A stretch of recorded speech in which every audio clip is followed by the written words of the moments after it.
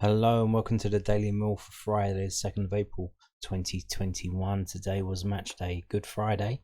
So it was match day, bank holiday. And Millwall played at home to Rotherham United and we won 1-0. It wasn't as easy as it probably should have been given Rotherham United's position in the league, but we were the better team, I think. Rotherham United just tried to defend, and then literally after we scored, they just they flicked a switch and they desperately tried to get a point. They ended up getting a penalty, which was saved by Barbukowski. Anyway, I'm gonna go through all that now. This is from skysports.com, and it says Michael Smith misses late penalty to cost Millers a point. Goalkeeper Bartosz Białkowski saved a late penalty from Michael Smith to preserve a 1-0 victory for Millwall against Championship strugglers Rotherham United. A thunderbolt from Jed Wallace ultimately settled the contest at the Den, where the Millers had their captain Richard Wood sent off in the early stages of the second half. Despite being down to 10 men, Rotherham pushed hard for an equaliser but without success, and they remained 3 points adrift of safety in a relegation zone, albeit with several games in hand on the teams directly above them. Both teams were slightly late in taking to the field, and that apparent lack of urgency gave way to a lethargic start where the ball was routinely and carelessly given away. The first chance for either side came off a Scott Malone mistake after 12 minutes, as his miscue gave the ball to Freddie Ladapo, who struck a low bending effort just wide from the edge of the area. Mason Bennett then wasted a good counter-attacking opportunity for Millwall by passing behind the breaking Wallace before having a shot blocked from point-blank range. The Lions then lost Shaun Hutchinson to an injury just before the half hour, although in truth the stoppage in play did not represent a great reduction in tempo. Rotherham almost went ahead 5 minutes before the break when Michael Aikwi got his head to a Daniel Barlas's free kick, only for Białkowski to come up with a superb save. Bennett then volleyed Wallace's corner wide at the near post as a mediocre first half finished goalless. The first half chance after the restart came from Malone, who looped a half volley wide after another Wallace corner had been pushed into his path by Rotherham goalkeeper Victor Johansson. Rotherham were then reduced to 10 men in the 56th minute as Wood was sent off a foul for hauling down Wallace as he was running through on goal. The Lions almost took advantage straight away as after Wallace's free kick struck the wall, Danny McNamar's rasping follow-up was well tipped over by Johansson, but there was nothing the Swedish stopper could do about Millwall's opener after 64 minutes as Wallace slammed a fantastic strike into the top corner when Malone's overhit set-piece fell his way. Lewis Wing sent a speculative long-range effort wide as the depleted Millers looked to hit back before Smith's dangerous low ball just evaded Aikwa in the centre. The visitors were given a fantastic opportunity to equalise 5 minutes left when Jake Cooper conceded a penalty by bringing down Smith, who was denied from the spot by a brilliant stop by Białkowski. It wasn't Jake Cooper. I don't know what they're talking about. Alex Pearce and Murray Wallace were the ones involved, and looking at it straight away, it seems to be Alex Pearce, but then you see Alex Pearce doesn't actually touch him. He gets the ball. The lad seems to be, because you're looking at his legs, because he kind of topples over, and Alex Pearce doesn't hit his legs. No one hits his leg. Murray Wallace kind of leans on him a bit around his shoulder level, so that might have been. I don't know if the ref said anything. I don't know if he has to. It's probably in his match report, but then who cares? It's done and dusted, isn't it? But it wasn't Jake Cooper, like what they're saying here on skysports.com. And the penalty spot was stopped by Białkowski. What the manager said, Millwall's Gary Rowett We were fortunate or indebted to our goalkeeper for making a great save. I felt the game should have been out of the way in some ways by that point. We've had a couple of good opportunities. Their keepers made some great saves. Jed's finish to put us 1-0 up was a lovely goal, and a goal well worthy of winning any game, but Rotherham don't give up. They refuse to be ruled out, and they keep trying to do the right thing, and with 10 men I just feel we could have made the game a lot easier for ourselves. They forced a penalty, and at first I wasn't quite sure what on earth he had given it for, but it was a great save from Bart that gets us the points. Yeah, it did. We couldn't string. After their guy got sent off, we did play a lot better football, but then the substitutions happened, and then that kind of nearly went well straight away. Conor Mahoney really went well, but the way they had them playing was basically Conor Mahoney playing just behind Zohor and with alongside Budvarsson, I think, kind of like a Christmas tree. I don't know, but Conor Mahoney, he cannot jump. He doesn't like jumping for the ball. So when it wasn't. There's a couple of times where he went up for the ball, and it's just, he probably would have just been better off standing there and waiting for the ball to drop, trying to get onto the second ball. Yeah, I think Zohor's link-up play was a bit iffy a couple of times. It's just a bit rusty, but it didn't seem all that. Anyway, Rotherham's Paul Wall, I think it was a good save. I don't think it was a horrendous penalty, but unfortunately it didn't go in a corner though, like Jed's shot did. There's no complaint from me. You've got to have some bravery to take a penalty, and would have been fitting for the lads' work ethic today. To come away with a point here would have been a great point. It was a competitive game where both teams cancelled themselves out for large periods. I thought Millwall started better than us, and then we came into it. I thought we nicked it a bit first half, and I thought we should have had a penalty, but then I would. So that's the match report from SkySports.com. Let's go over to the local press to get some more words from Gary Rowett. So this is from londonnewsonline.co.uk, which is the South London Press's online website. And it says Lions boss Rowett hails match-saving stops by keeper Bart. This is Gary Rowett hailed Bartosz Białkowski after the Polish stopper's sensational late penalty save preserved the points for Millwall in their 1-0 win over Rotherham. A Jed Wallace thunderbolt had given the Lions a lead shortly after Miller's captain Richard Wood was dismissed for a professional foul. But the visitors didn't throw in a towel and were almost rewarded with a late penalty, only to be thwarted by Białkowski's later heroics. His late penalty save also sealed his 16th clean sheet of the season, the same figure he and the Lions amassed in the whole of the 1920 campaign. Fortunate or indebted to your goalkeeper for making a great save, reflected Rowett after the game. I felt the game should have been out of the way by that point. We had some very good opportunities. Their keepers made some very good saves. A couple of times Scotty puts Jed in. If he has a better touch, then it's a great opportunity. Mason has one when Jed makes a run, but he plays it too early when he could have opened the space up. Danny Mack forces a save from the keeper. Connor comes on and finds a half yard, but then couldn't quite finish. Jed's finish to be 1-0 up was a lovely goal and worthy of winning any game. But Rotherham don't give up and they keep trying to do the right things. With 10 men, I felt we could have made it a lot easier for ourselves. But a combination of a little bit of sloppy poor passing and Rotherham's desperation to keep doing the right things forced the penalty.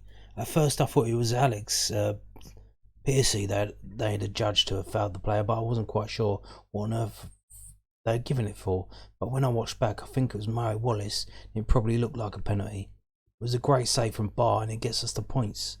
I thought it was a red card. I'm not one for desperately trying to get players sent off, but it was a good play from Jed and Mason, and then Jed makes a great run. When Mason manages to find a great reserve pass back to him, then Jed's in. The player bringing him down meant there wasn't any other decision, in my opinion, the referee could have made. Rotherham's late penalty appeal was the latest in a number of shouts for a spot kick throughout the game. Rowett admitted a first half tussle between Shaun Hutchinson and Freddie Ladopo Did look like a penalty at the time, although on reflection, the officials got the call right. The Lions boss added, "When I first saw it, I thought we were maybe a bit fortunate to get away with it. But watching it back, I don't really think there's enough to be a penalty. The actual penalty was probably a lot clearer. We had a worse scenario at Blackburn when we had 4 penalty appeals turned down. And then you watch them back and you see what all 4 were actual penalties. It was a big save from Bart and disappointing for Rotherham." So there you go. And yeah, Shaun Hutchinson injured. So literally only last week I made a video, I don't know if you've seen it, about how I think Shaun Hutchinson is the player of the year. We've got literally, what is it, 7 games left now, so not that long. So you've got to get picking who's your player of the season. I made a video giving the case for Shaun Hutchinson, but as soon as I do that, and also in that video I noted that Shaun Hutchinson was one of only 2 outfield players who had played every single minute of every single game of the season so far. So of course, as soon as I say that, he gets injured. I've jinxed it, I've joned it. I apologise. Please forgive me. But here we go. Shaun Hutchinson. This is also from londonnewsonline.co.uk. It says Millwall could be without one of the best players, Shaun Hutchinson, for the last 8 games, reveals boss Rowett. Gary Rowett was left to rue the withdrawal of Shaun Hutchinson in the first half of Millwall's 1-0 win over Rotherham, with the Lions boss facing up to the prospect of coping without one of his best players. Central defender Hutchinson hadn't missed a minute of league action this season before his withdrawal with a calf issue in the opening period. Rowett said, "He felt as though he pulled his calf, but I don't know the severity of it at this point. But for it to make Hutchie come off, I'd imagine it's reasonably serious, a matter of weeks. It's disappointing to get to the point where we're bringing the likes of Conor Mahoney, Kenneth Zaw and Mikael Keftenbell back in, and then to lose one of our best players in the other direction. It's certainly very disappointing, but it's one of those seasons. Part of it is navigating these moments and seeing if you can maintain your form." So yeah, we look shaky today. Did Hutchinson going off contribute to that? I think so. I think if Hutchinson was on the pitch, we would have played a lot better than we did. We probably would have got the second goal, but the way we set up is the way that Rowett tried to set up a couple of times when we were playing away on the counter, with arguably to be the 2 fastest players in the squad, Mason Bennett and Jed Wallace, which works when you're away, but when you're at home, you can see today they were trying to break, but we had all the possession. To how you're breaking, you're not really breaking. You can't really break, so they were trying to kind of snap through, kind of do 1-2s and stuff like that. And you can see they were just, because of their positioning, they had to, like Jed and Mason had to initiate the ball and then move quickly to get into a position to receive the ball back. And a number of times when they were trying to do that, they were stretching, like Jed Wallace, like Scott Malone played a diagonal for Jed Wallace, and he's just sprinting forward trying to get onto it, and he's just stretched his leg out and he's missing it. If he would have got that, just even like a little touch on it, that would have been a goal. He probably would have scored when the guy got sent off for pushing him into the back and calling him to fall over. He could have scored that, so we could have scored 2 or 3. It's just not very well connecting with each other, passing to each other. And like I say, after we scored, it was Rotherham actually started to attack us properly then. But by then, the 2 fastest players were off the pitch, and for some reason we didn't have any width. So I don't know why, but Mahoney was playing in the middle, but Varson was in the middle as well. I have no idea why. And then, so when the ball's going up out of our defence forward, it's like Mahoney can't win a header, but Varson can. But they were doing it down the middle. So the second balls weren't being picked up, and Rotherham just kept coming back and attacking us. I don't know why they didn't play him down the wing. Put Mahoney on the wing and just bomb it to him down the wing. Because Mahone tucked in then. Mahone wasn't attacking then because we were defensive. So he was told, get back and defend. And Rotherham just got into another gear and came at us. Anyway, we've got a game against Stoke on Monday. Apparently Ryan Woods cannot play because he's on loan from Stoke. So it could be we could have George Evans dropping back into defence to cover Hutchinson, and then Kieftenbeld coming into the midfield to replace him. I think Jed Wallace came off, and I think that was to save him for Stoke. So, and he didn't look too happy about that, but it is what it is. Anyway, let's have a. I wanted to bring you this as well. This was also up today. This is on. This is from London News Online.co.uk as well today. Sorry, news at then. I've no offence, but I've just these three things caught my eye today, especially this one. This one from Jake Cooper. I made a couple of videos about Jake Cooper, about his shoulder, and this story actually clarifies everything that I kind of misunderstood about Jake Cooper's injury and the risks that were being taken. And I'll read it to you now, and you can see it's Jake Cooper and playing on, despite double shoulder problem, closing in on Millwall milestone and huge respect for teammate Hutch. Another jinxer. Okay, this was from In the Morning as well.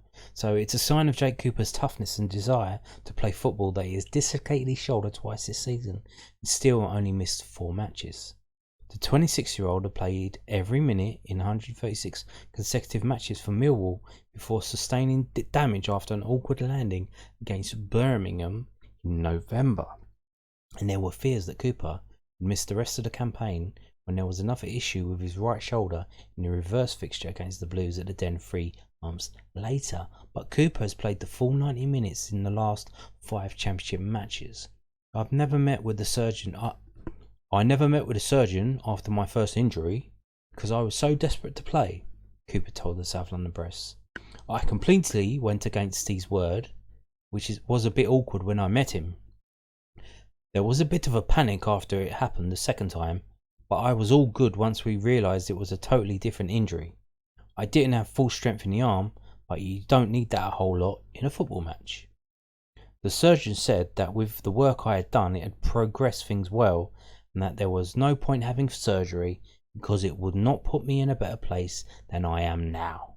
The fact is, now, nearly 5 months since I did the original injury, puts me in a much healthier place. The percentages of re-dislocating it are a lot lower. I'm quite positive about it.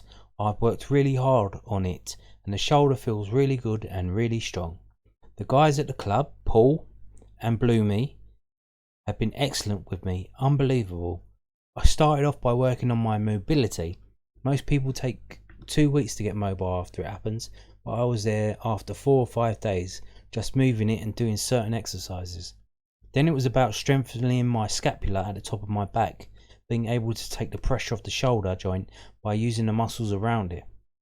After 2 or 3 weeks, I couldn't lift a 7 kilogram dumbbell for a bench press. I think I probably benched 100k before that. Cooper's second shoulder issue involved the AC joint. So the reason why he came back so quickly was because he was putting the graft in, doing specific exercises that strengthened his back muscles, which took the pressure off of his shoulder muscles, so that helped that out. So it says while Tanner was able to pop the shoulder back in the first time, Cooper had a problem. He went on to complete the match. It was not so straightforward on the second occasion.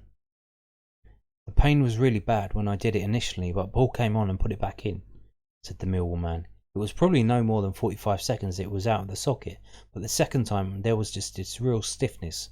I couldn't move my arm. It couldn't function the way I needed it to. I knew I was done. A couple of days later I spoke to someone who did their AC joint and played not long afterwards. When I started reading up, I could see it wasn't as serious as what I thought. Because it was the same shoulder, it made me feel it was 10 times worse than it actually was. The specialist just said that I was really unlucky that I had 2 separate injuries to his shoulder over the course of a few months. Cooper is just 2 matches away from 200 in a Lions shirt.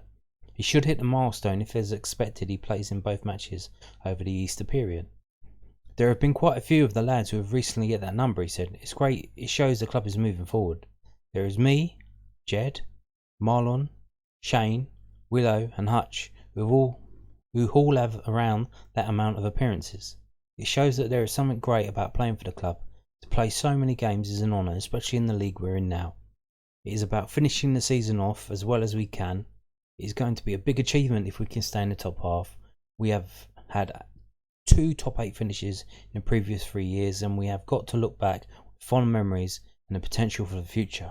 6 of Millwall's remaining 8 games are against opponents who still have something to play for, either at the top or bottom of the standings.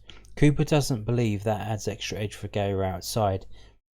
It's all about your mentality, and we've got a really good one, he said. You're still putting on the Millwall shirt, every 3 points means something. If you're not 100% at it, then you get found out. Hutchinson is one of only 2 outfield players to not miss a minute in the Championship this season. The other being Norwich's Max Harrons. Bartosz Białkowski is one of the other ever-present keepers. The Millwall duo are both on 3,420 minutes, although it is actually more when you factor in stoppage time. Hutch is magnificent, said Cooper, when asked about his defensive partner. He pushes everyone else to be better and up to his standards. We bounce off each other. If one of us plays, then the other wants to do the same, if not better. We have played a lot of games together and I've loved every minute. He's got your back on a football pitch. If you make a mistake, he's going to try and get you out of trouble. I can only say good things about Hutch. It wouldn't be the same without him. And, well, we're going to find out because we're going to be without him. So that was published this morning, so there you can see. I don't know if it's me who jinxed it or Cooper, but bloody hell. So we go to Stoke on Monday, so I'll be out. Tomorrow's video will be a stats video about today's game. Thank you for watching this video. Bye.